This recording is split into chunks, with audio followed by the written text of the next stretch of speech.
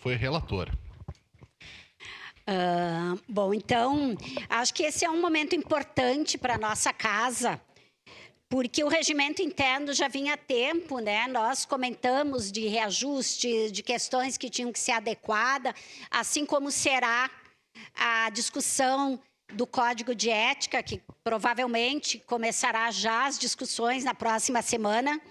Essa discussão do regimento interno, como foi colocado, ele demorou todas as segundas de manhã, praticamente, a gente nos encontramos para discutir artigo por artigo, mais de 200 artigos do regimento interno. Demorou mais de um ano, mas nós fizemos ele com muita seriedade, com muito debate, com a pressa necessária, mas sem atropelar nenhuma discussão, desde questões mais básicas até questões mais complexa, enfim, foi um trabalho muito importante. E aqui, além de saudar todos os colegas vereadores e vereadoras que participaram, eu quero saudar especialmente as assessorias, né? A minha assessoria, o Arthur, assessorou desde o início a relatoria, o trabalho que eu fiz enquanto relatora, que também foi aprovado por unanimidade. O Ricardo também, da nossa bancada, que acompanhou esse trabalho, mas toda a assessoria de todos os vereadores e vereadoras, e especialmente os servidores dessa casa, que foram incansáveis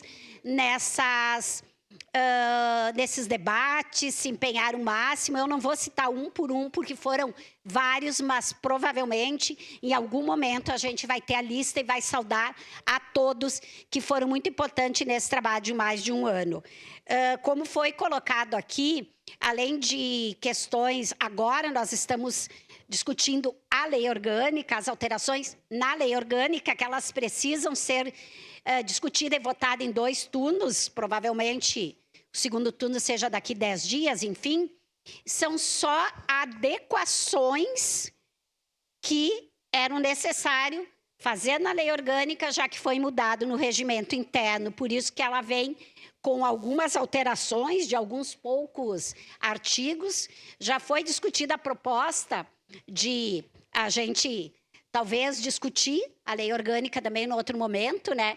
E aqui na plateia está presente o ex-vereador Edson Marchioro, que participou, eu era assessora à época do então vereador Pepe Vargas, quando nós fizemos a lei orgânica, que foi aprovada em março de 1990, ou seja, tem muitos anos, e talvez ela mereça, mais adiante, uma longa revisão também. Mas, como foi colocado pelo vereador Cláudio Libardi, tudo foi discutido por esse grupo de vereadores, todas as bancadas tiveram a oportunidade de participar dessa comissão.